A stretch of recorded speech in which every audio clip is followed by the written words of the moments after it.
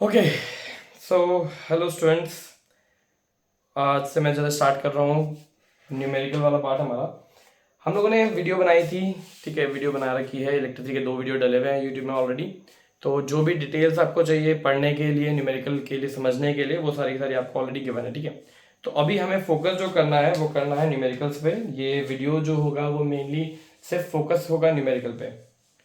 हमारा ये रहेगा कि हम लोग इस तरीके से प्लान करेंगे कि पहले हम लोग करेंगे सारे के सारे एग्जांपल्स एंड देन उसके बाद में इन टेक्स्ट के या आपके चैप्टर एंड के जो क्वेश्चन थे एक्सरसाइज के, वो मैं आपको अलग से कराऊंगा। तो बिना टाइम वेस्ट करे जरा स्टार्ट करते हैं।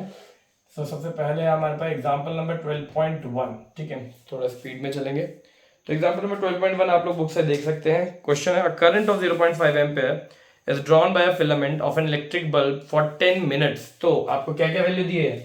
आपको बोला एक करंट है, आपको करंट का मतलब कि आप आई से डिनोट करते हैं, करंट को हम लोग आई से डिनोट करते हैं, और जो वैल्यू है वो है 0.5 एम्पेयर, और साथ में टाइम दिया है कि कितने टाइम के लिए हम लोग उस फिलामेंट को यूज कर रहे हैं, दैट इज फॉर 10 मिनट्स।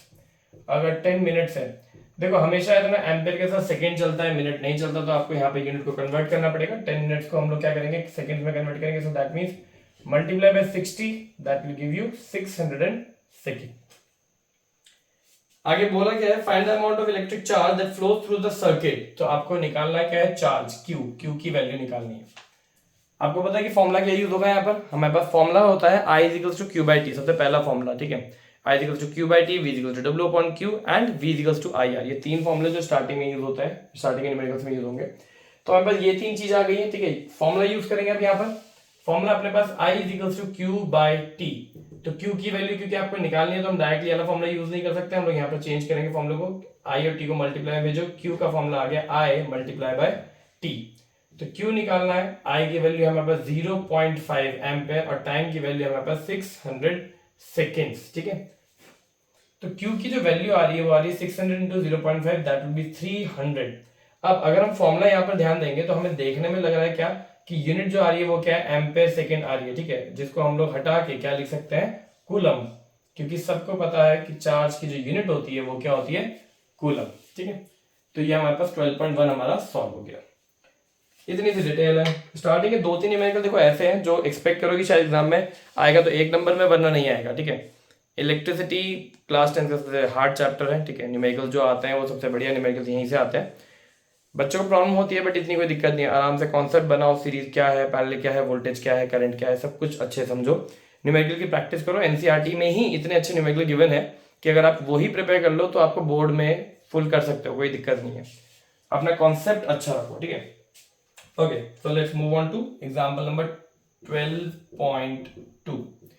12.2 कह रहा है, how much work is done in moving a charge of 2 coulomb. तो ये चार्ज तुम्हारा हो गया 2 coulomb across the 2 points having a potential difference of 12 volt। potential difference कितना बोला, 12 volt।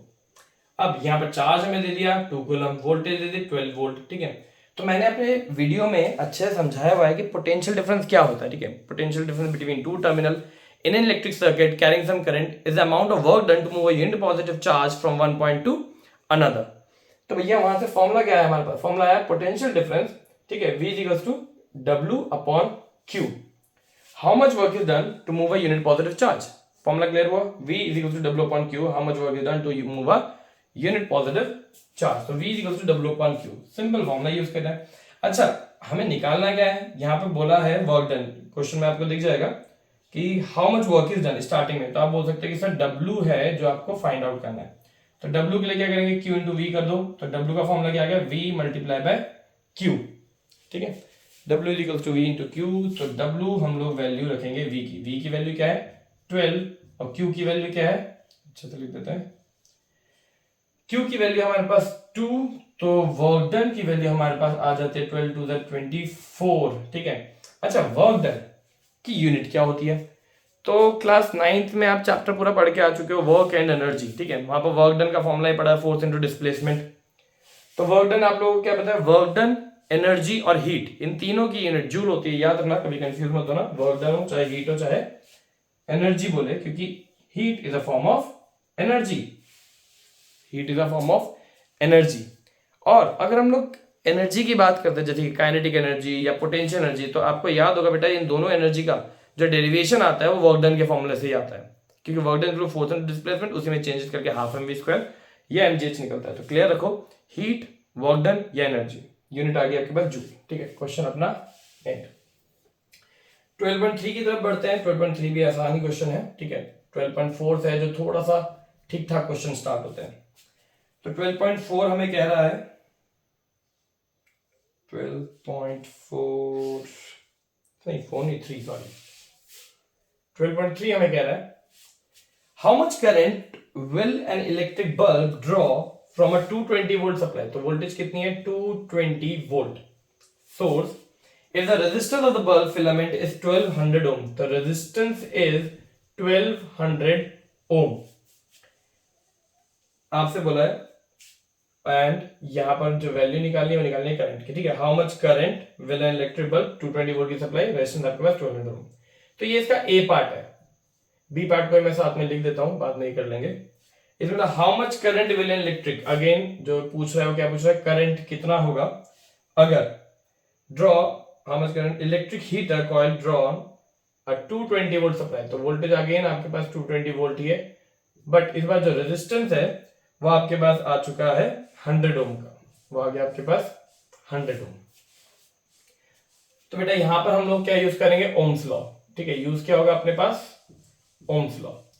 ओम्स लॉ कहता है V is equal to IR। ठीक है, सब कुछ वीडियो में दिया हुआ है ऑलरेडी, सब पढ़ाया हुआ है कि ओम्स लॉ होता क्या है, कैसे डिराइव करते हैं, एक्टिविटी भी एक्सप्लेन करी हुई है मैंने अच्छे से। ठीक है, कि V जो होता है वो डायरेक्टली प्रोपोर्शनल होता है करंट के, जैसे जैसे V को बढ़ाएंगे वैसे वैसे करंट बढ़ेगा, आप V को घटाएंगे तो I भी घटेगा। ठीक है, डायरेक्टली प्रोपोर्शनल होता है and R is basically a constant. ठीक है, अच्छा कांस्टेंट है तो रेजिस्टेंस, लेकिन उसमें ये चीज ध्यान रखना कि कांस्टेंट एक वो गिवन सर्किट के लिए होता है।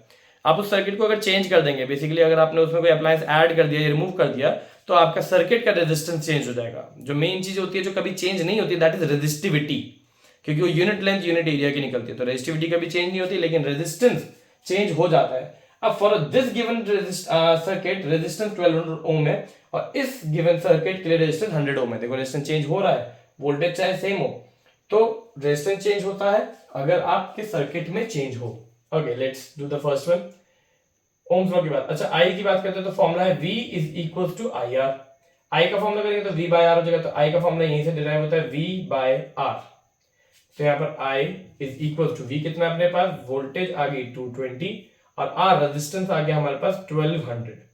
जीरो से जीरो कैंसिल करो। ठीक है, 12 1 द ये सॉरी 2 1 द एंड 12 6 द 0, तो यार कुछ 11/60। इसे रफ में कर लेते हैं यहीं पर ही, क्योंकि आप लोगों ने भी वहां पर करना ही है। ठीक है, कैलकुलेटर ना मेरे पास है ना तुम्हारे पास है।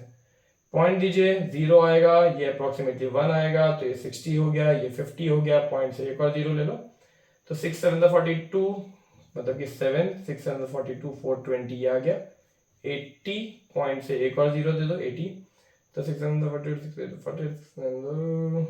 80, अरे 80 नहीं 6 8 48 हो जाएगा, सॉरी 6 8 48 ये हो गया, 2 ये आ गया 20, पॉइंट से एक और 0 दो तो 6 3 था। इतना काफी होगा आपके पास। आपके पास जो आंसर आ रहा है करंट की वैल्यू आ रही है 0.18। ठीक है, पॉइंट के बाद दो डिजिट भी इनफ होते हैं, बट चलो 3 डिजिट निकाल लिया, आप 2 पे छोड़ दो। एम्पेयर करंट, ठीक है, तो 0.18 एम्पेयर आपके पास करंट की वैल्यू आ गई। तो हम लोग बढ़ते हैं आगे सेकंड क्वेश्चन की तरफ। ठीक है, फर्स्ट क्वेश्चन हो गया, करंट की वैल्यू निकल गई, हमारा क्वेश्चन खत्म। ठीक है, सेकंड में भी करंट की वैल्यू निकालनी है, सेम फॉर्मूला डायरेक्टली यूज कर लेते हैं, I = V by R। तो आप निकालेंगे I, V की वैल्यू है 220 और R की वैल्यू रेजिस्टेंस है 100। 0 से 0 कैंसिल और एक 0 से पॉइंट आ जाएगा, तो I की वैल्यू आ गई 2.2 एम्पेयर करंट। ठीक है, ओके, देखो मेरा मेन एम है जल्दी से जल्दी मैं न्यूमेरिकल्स कंप्लीट कराना। ठीक है, एक वीडियो बने उसमें बच्चा जल्दी जल्दी वीडियो सीखे। अगर आपको लगता है कि थोड़ा सा स्पीड ज्यादा हो रही है तो बेटा स्लो करके देख लो, या रिपीट में आप एक क्वेश्चन कंप्लीट होता है उसको दोबारा से पीछे जाओ और दोबारा देखो। ठीक है, स्पीड में कोशिश करूंगा यही बनी रहे, सो दैट ज्यादा लंबा वीडियो ना खींचे हमारा। 12.4 करते हैं, आइए। तो 12.4 एक ओके क्वेश्चन है, मतलब इन तीनों से तो काफी बेटर एक्सपेक्ट कर सकते हो कि हाँ 1-2 नंबर में पूछ सकता है तुमसे। यहाँ पर कॉन्सेप्ट क्या यूज होता है, अगर इस क्वेश्चन को करना चाहो यूनिटरी मेथड से भी हो जाएगा, बट यूनिटरी मेथड से मार्क्स थोड़ी मिल जाएंगे तुम्हें। तो आज जो क्वेश्चन पढ़ते हैं तब तुम्हें समझाएंगे। The potential difference between the terminal of an electric heater is 60 volt. तो सबसे पहले इसमें बोलते हैं भैया तुम्हारा पोटेंशियल डिफरेंस है 60 volt. When it draws a current of 4 ampere from the source, और करंट दे दिया आपको 4 ampere, okay, what current will the heater draw if the potential difference is increased to 120 volt. अच्छा यहां पर इसके साथ साथ यहां लिखते हैं कि अगर हमने बोला कि वोल्टेज ये V1 था तो V2 वोल्टेज हमारे पास 120 वोल्ट दे दिया, तो आपसे बोला अगर I1 करंट इतना था तो I2 करंट कितना होगा। क्वेश्चन कुछ इस तरीके से है, ठीक है। देखो होता क्या है, हमारे घर में जो नॉर्मल वोल्टेज आती है वो होती है 220 वोल्ट, ठीक है। आप ट्रेन में कभी सफर करोगे तो कभी ध्यान देना सॉकेट के आसपास कहीं पे लिखा होता है कि वहां पर जो आपको वोल्टेज मिलती है वो मिलती है 110 वोल्ट, ठीक है। घर पे 220 बोलते हैं, बट देखो कंसिस्टेंसी तो कभी भी किसी चीज की नहीं होती, तो कभी 220 आता है, कभी 220 से कम हो जाता है, कभी 220 से ज्यादा हो जाता है, तो आपको 180 भी दिखेगी, 230 240 भी जाते हुए भी दिखेगी। तो हम बात कर रहे हैं कि कोई ऐसे वोल्टेज थी, ठीक है, हमने बैटरी ले ली, चलो तो बैटरी में 60 वोल्ट था, अब बैटरी को मैंने डबल कर दिया तो क्या हुआ, वोल्टेज इंक्रीज कर गई। और यहां पर हम क्या देख रहे हैं कि सर करंट की वैल्यू में क्या होगा। अब देखो ओम्स लॉ में डायरेक्ट बताता है कि अगर हमारे वोल्टेज की वैल्यू इंक्रीज हो रही है तो करंट की वैल्यू भी इंक्रीज होगी, और डिक्रीज हो रही है तो डिक्रीज होगी, डायरेक्टली प्रोपोर्शनल होता है। जिस रेशियो में ये बढ़ेगा उसी रेशियो में ये भी बढ़ना चाहिए, ओके। जैसे कि घर पे भी हम लोग बोलते हैं कि अचानक से अगर लाइट डिम हो जाती है या फिर अचानक से हम लोग बैठे हुए हैं टीवी देख रहे हैं, अचानक से लाइट क्या होगी, बहुत कम हो जाती है, टीवी भी नहीं चल रहा, तो अक्सर पेरेंट्स या हम लोग क्या बात बोलते हैं कि वोल्टेज कम आ रही है। तो वोल्टेज तो कम आ रही है, बट क्योंकि वो इलेक्ट्रिकल अप्लायंस है, वो इलेक्ट्रिसिटी से चलता है, तो बहुत ऑब्वियस सी बात है कि करंट भी कम आ रहा है ना, क्योंकि करंट से तो चल रहा है वो। तो जब वोल्टेज कम आ रही है हम बोल रहे हैं तो यस वोल्टेज कम आ रही है, वोल्टेज के साथ साथ करंट भी कम हो गया, और अगर वोल्टेज ज्यादा आ रही है तो वोल्टेज के साथ साथ करंट भी बढ़ गया। तो कॉन्सेप्ट हमें क्लियर है, लेकिन इसको सॉल्व कैसे करेंगे। क्या हम ऐसा करते हैं सर 60 वोल्ट है 120 वोल्ट, तो सर 4 एम्पियर है 8 एम्पियर हो जाएगा। भाई करने में तो कर सकते हैं, कोई दिक्कत नहीं, यूनिटरी मेथड से सॉल्व, आंसर भी 8 एम्पियर है पता है, लेकिन ऐसे कर नहीं सकते। करना कैसे, ध्यान से देखिए, हमेशा याद रखो, हमेशा यहां से कॉन्सेप्ट बिल्डिंग स्टार्ट हो रही है। जब भी आप एक सर्किट को सॉल्व करते हैं हमेशा याद रखो एक सर्किट में जो चीज कभी चेंज नहीं होगी वो होगा उसका रेजिस्टेंस। अगर आपको बोल दिया कि इस अप्लायंस में सॉरी सर्किट में एक अप्लायंस ऐड हो गया, रिमूव हो गया, वर्क नहीं कर रहा, अलग अलग नंबर ऑफ कंडीशन, ठीक है, तो हम नहीं बोलेंगे रेजिस्टेंस कांस्टेंट है। बट जब बोल रखा है एक ही सर्किट ले रखे हैं, मतलब सर्किट में जस्ट एक वोल्टेज चेंज हो रही है, तो बेटा रेजिस्टेंस तो चेंज नहीं हुआ ना। एक सर्किट है, उस सर्किट में लेट्स से एक एसी लगा रखा मैंने, तो वो रेजिस्टेंस की तरह वर्क कर रहा है। एक टंगस्टन का बल्ब जो कि आप बहुत अच्छे से रेजिस्टेंस समझ पाते हो, ठीक है, उसे मैंने लगा दिया एक सर्किट में, तो वो रेजिस्टेंस हो गया। उस रेजिस्टेंस की वैल्यू लेट्स से 4.83 है, तो अगर मैं वोल्टेज बढ़ा भी दूंगा तो मेरा रेजिस्टेंस की वैल्यू तो 4.83 है। रेजिस्टेंस क्या होता है, उसकी प्रॉपर्टी है करंट को रुकावट देना, तो बेटा वो प्रॉपर्टी में कोई चेंज नहीं आएगा। अगर एक डैम में से अगर पानी इतना निकल रहा है, आपने बोला सर इतना पानी निकल रहा था, हमारा डैम इतना बड़ा था, ठीक है, आपने बोला अब पानी ज्यादा हो गया सर, इतना नहीं अब इतना, बेटा रोकेगा तो इतने हिस्से के ही पानी को। अगर पानी यहां से इतना भी ऊपर से जाने लगा रेजिस्टेंस तब भी इतने को ही मिलेगा। अब बिल्कुल सुनामी आ गई, पानी जा रहा है यहां से आपका, तब भी वो पानी इतने को ही रोक पाएगा। डैम की साइज जो है, रेजिस्टेंस की वैल्यू चेंज नहीं होगी, चाहे वोल्टेज बढ़ जाए चाहे करंट बढ़ जाए। तो इस चीज को मैंने टाइम देके आपको इसलिए समझाया क्योंकि सिर्फ इस क्वेश्चन में नहीं, आगे बहुत सारे क्वेश्चन में हेल्प करता है। हमेशा याद रखो रेजिस्टेंस की वैल्यू कभी भी चेंज नहीं होती है। ओके चलिए बढ़ते हैं। तो हमें बोल दिया रेजिस्टेंस, ठीक है, तो यहाँ पर सबसे पहला एम है हमारा रेजिस्टेंस निकालना। फॉर्मूला पता है V is equal to I R, तो R is equal to V divide by I, ठीक है। V कितना अपने पास 60, करंट की वैल्यू 4, कैंसिल करिए, रेजिस्टेंस की वैल्यू आ गई आपके पास 15 ओम। रेजिस्टेंस की यूनिट होती है ओम, OHM। साइन अपने पास ये ओमेगा है, बोलते थे ओम है। अब 15 ओम जो रेजिस्टेंस आया वो इस केस का है, ठीक है, इस केस का, तो हमने बोल दिया ठीक है सर यहाँ पर रेजिस्टेंस कितना आ गया 15 ओम। लेकिन सर अभी अभी तो आपने बताया कि रेजिस्टेंस की जो वैल्यू होती है वो कभी भी चेंज नहीं होती, दैट मींस यहां पर भी जो रेजिस्टेंस होगा वो कितना होगा 15 ओम होगा।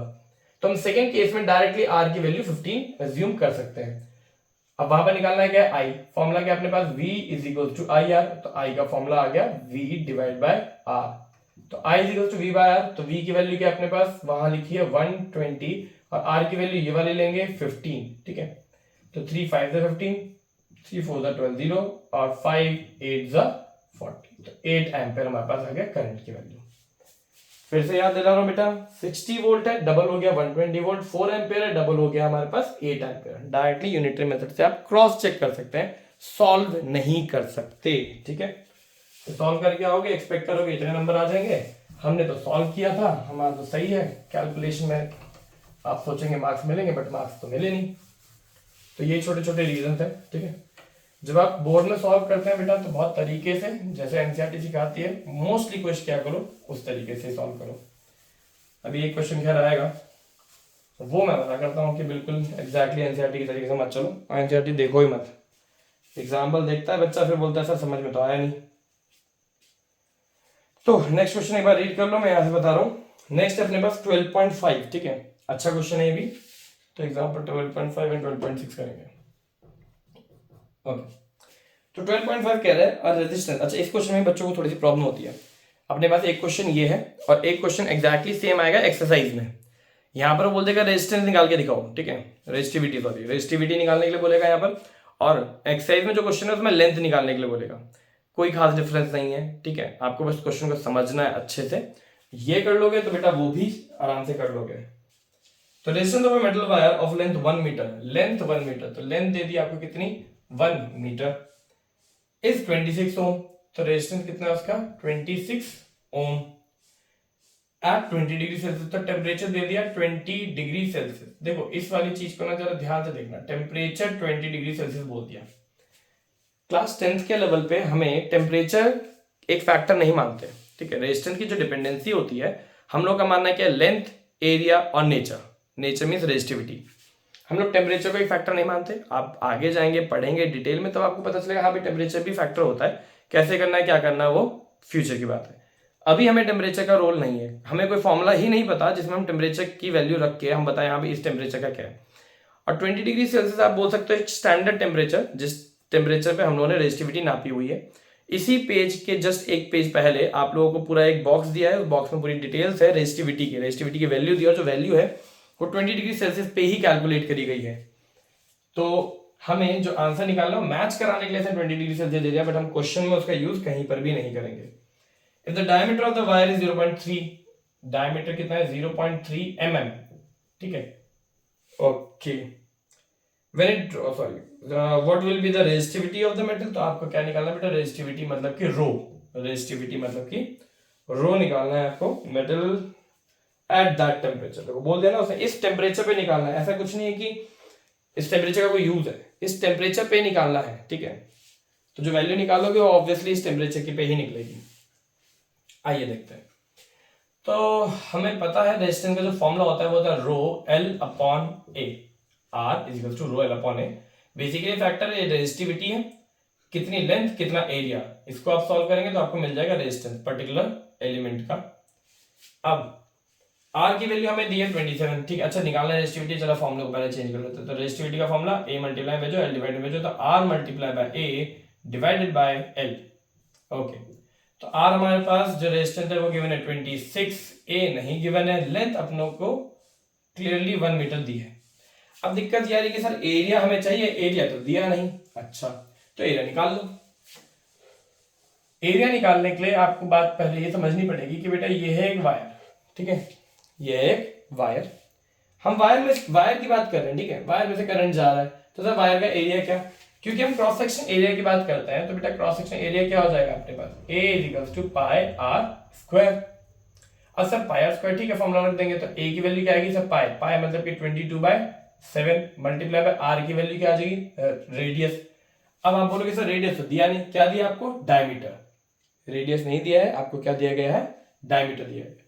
तो पहले डायमीटर को आपको रेडियस में कन्वर्ट करना पड़ेगा, ठीक है जी, करते हैं कन्वर्ट करने का ऐसा करते हैं, थोड़ी सी जगह ले लेते हैं यहाँ पर, ठीक है। तो अगर तुम्हारे पास बच्चों डायमीटर है कितना 0.3 mm, देखो मेरे पास क्या है, एक लिमिटेशन है, ठीक है, कि मुझे ऐसे में चलना है। तुम लोग जब शीट में आंसर करोगे तो मैं नीचे की तरफ चलना होता है, तो तुम्हारे पास कोई लिमिटेशन नहीं होगी, आप लोगों के पास यहाँ पर स्पेस होगी। आप इसकी कैलकुलेशन जो मैं यहाँ कर रहा हूँ वो इसके साथ में ही करके दिखाएंगे, सो दैट टीचर जब आ रहा हो तो सिस्टमैटिकली चेक करता हुआ आए। चेंज मैं भी इसे पहले कर सकता था, लेकिन मैं चाहता हूं कि बच्चों को समझ में आ जाए हम क्या कर रहे उसके according step by step clear है। ओके, तो डायमीटर कितना है 0.3 mm, ठीक है। इस 0.3 मिलीमीटर को सबसे पहले तो मीटर में कन्वर्ट करना पड़ेगा। एक होता है मिलीमीटर और एक होता है माइक्रोमीटर, ठीक है। यूज वैसे जनरली मिली होता है, लेकिन क्योंकि इसी चैप्टर में एम्पेयर की बात जब हम करते हैं तो मिली एम्पेयर भी आता है और माइक्रो एम्पेयर भी आता है। दोनों में क्या आता है, एक आता है 10⁻³ - 3 और दूसरा है 10⁻⁻⁶। मिली वर्ड जो आता है वो हमेशा -3 के लिए आता है। अब वो चाहे मिलीमीटर हो, मिलीग्राम हो, मिली किलोमीटर में, सॉरी मिली किलोमीटर नहीं, ठीक है, या मिली एम्पेयर हो। अब माइक्रो जो होगा -6 के लिए आएगा, और किलो जो वर्ड होता है वो 10⁻³ के लिए होता है। अब चाहे वो किलोमीटर हो, किलोलीटर हो, किलोग्राम हो, ठीक है। ओके चलो आगे बढ़ते हैं। तो डायमीटर की बात करते हैं, पहले डायमीटर ही सर, डायमीटर को हम लिख सकते हैं 0.3 मल्टीप्लाई बाय 10⁻³ मीटर। तो भैया हमारा मीटर में कन्वर्ट हो गया। और इसे थोड़ा सा और अच्छा दिखाने के लिए हम लिख सकते हैं 3 × 10⁻⁴ मीटर, ठीक है। होपफुली क्लास 10th में हो, आप लोगों को पावर्स यूज करनी आती है। जब ये 0.3 है, 10⁻³ है, आपने इस वैल्यू को बढ़ा दिया, 0.3 से आप 3 में ले गए, तो यहां पर आपको कम करना पड़ेगा, -3 से -4 आपने और कम कर दिया, सो दैट वैल्यू में डिफरेंस ना आए, बस उसकी फॉर्म में डिफरेंस आए। फॉर्म जो है वो अलग अलग है, लेकिन जो वैल्यू है उसमें कोई डिफरेंस नहीं है। 0.3 × 10⁻³ मीन्स 3 × 10⁻⁴। बट अभी भी हम डायमीटर में है, तो जब हमें रेडियस निकालना होगा, तो रेडियस निकालने के लिए क्या करते हैं, डायमीटर डिवाइड बाय 2, तो आएगा 3 × 10⁻⁴ डिवाइड बाय 2। तो 3 और 2 को जब हम डिवाइड करेंगे तो क्या आ जाएगा आपके पास, रेडियस 1.5 × 10⁻⁴। और क्योंकि अब आंसर आ चुका है मीटर में, तो बेटा आप आराम से तसल्ली के साथ मीटर लिखिए, और अब आप आराम से यहाँ पर वैल्यू पुट कर सकते हैं, ठीक है। थोड़ी जगह बना लेते हैं। रेडियस की वैल्यू आएगी आपके पास 1.5 × 10⁻⁴ का स्क्वायर भी है, ठीक है। तो यहाँ पे क्या आ जाएगा आपके पास, स्क्वायर।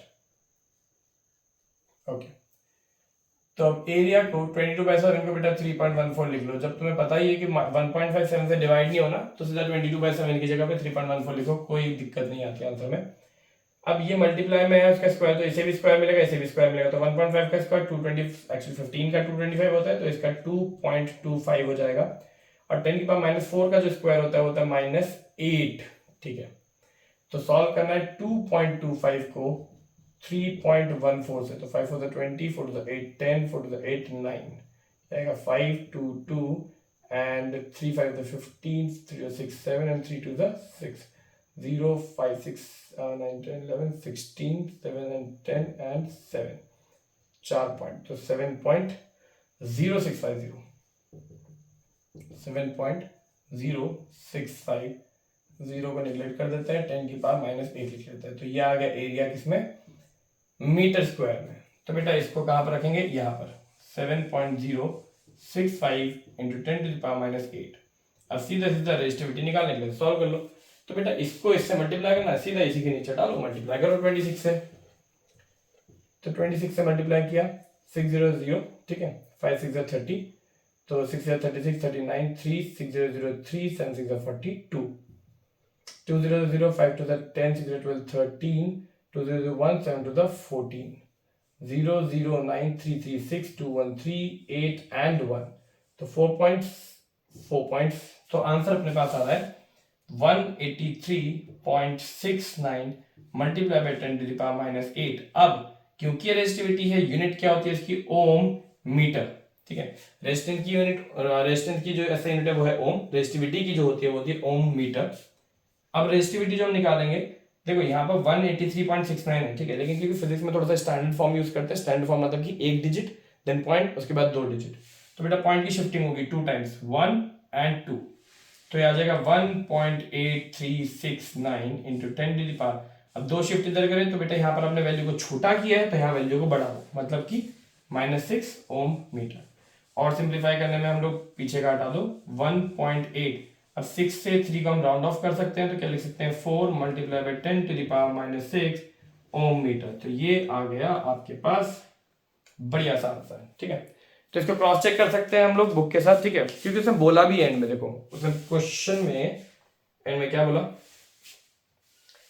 क्वेश्चन में एंड में कहता है predict the material of the wire. अच्छा, using table 12.2, using table 12.2 predict the material. तो भैया अपना टेबल देखो, आपके एक पेज पीछे जाओ, देखो और इस वैल्यू को ढूंढो, ये वैल्यू किसकी है, ठीक है।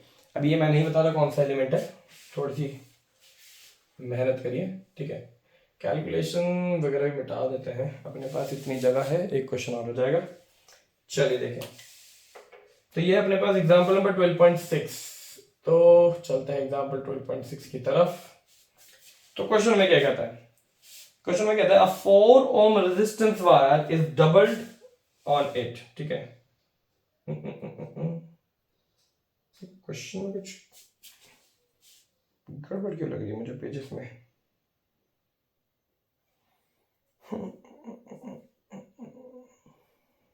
है तो ये NCERT he. This is page number 209, this is 208, yes. A 4 ohm resistance wire is doubled on it. Calculate the new resistance of the wire. Okay, maybe इस वर्जन में कुछ चेंजेस हैं, क्योंकि इतने साल से पढ़ा रहे हैं तो मैं भी देख रहा हूँ। चलो, तो ये क्वेश्चन खैर मुझे याद है, बिना देखे ही ऐसे बताते हैं। चलो, तो क्वेश्चन तुम्हारा कुछ इस तरीके से है कि वो बोलता है कि पढ़ लेना, आपके पास जो बुक होगी नॉर्मल होगी, इसमें मुझे पता नहीं 1.5 लाइन में कैसे क्वेश्चन खत्म हो रहा है, जबकि मुझे याद है कि 3 लाइन में पूरा क्वेश्चन खत्म होता है। तो आपको बोला गया है क्वेश्चन में कि एक वायर है जिसका रेजिस्टेंस है 4 ओम, ठीक है। प्लीज बेटा क्वेश्चन आप रीड कर लीजिएगा वहां से, मेरे पास क्वेश्चन नहीं है अभी, फिर ढूंढने में लगेगा टाइम। रेजिस्टेंस है अपने पास 4 ओम, उसने बोला जो उसकी लेंथ है वो एल ली है और जो एरिया है वो ए लिया है, ठीक है। और उससे बोला एक वायर है, उसका रेजिस्टेंस है 4 ओम और लेंथ है एल, एरिया है ए, और उसने बोल दिया कि अब एक वायर का रेजिस्टेंस निकालो जो सेम मटेरियल की है। हम बस सेम मटेरियल में ना अपनी बुक में अंडरलाइन कर लेना और देख लेना कि वो क्या है, वो इंपॉर्टेंट है, ठीक है। क्या इंपॉर्टेंस है उसकी, कि अगर सेम मटेरियल बोल देता है ना, तो सेम मटेरियल का मतलब होता है same resistivity, same nature. Same material का मतलब क्या हो, अगर मैंने यहाँ कॉपर लिया तो दूसरा भी कॉपर होना चाहिए, सिल्वर लिया तो सिल्वर ही होना चाहिए, ठीक है। और गोल्ड है तो गोल्ड ही है। वो मैटर नहीं करता कि वो मेरे घर का है कि तुम्हारे घर का है, वो मैटर नहीं करता कि वो मेरे यहाँ से है, इंडिया से है या ऑस्ट्रेलिया से लेके आ रहे, या ये भी मैटर नहीं करता कि इंडिया का है या इस अर्थ का है या किसी और अदर प्लैनेट का है।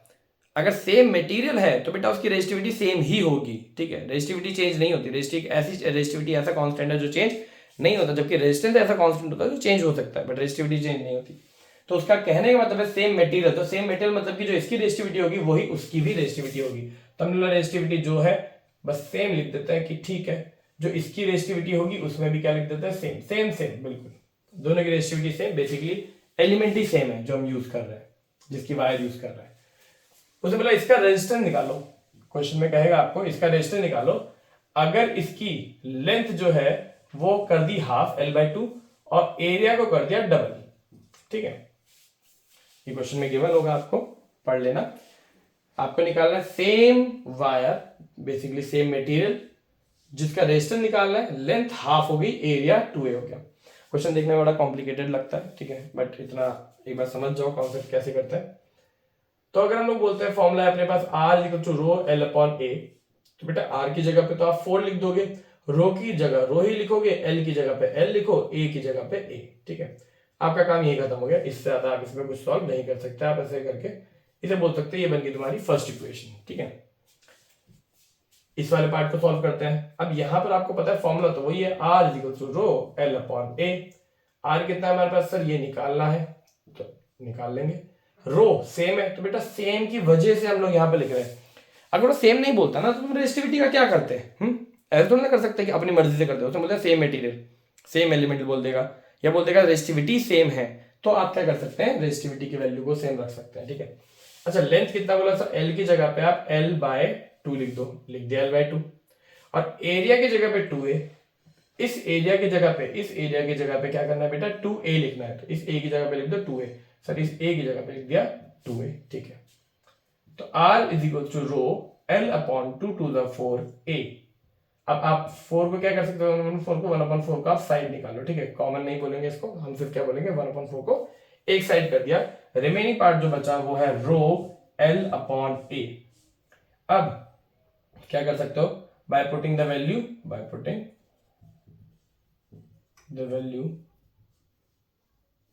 फ्रॉम इक्वेशन 1, ठीक है।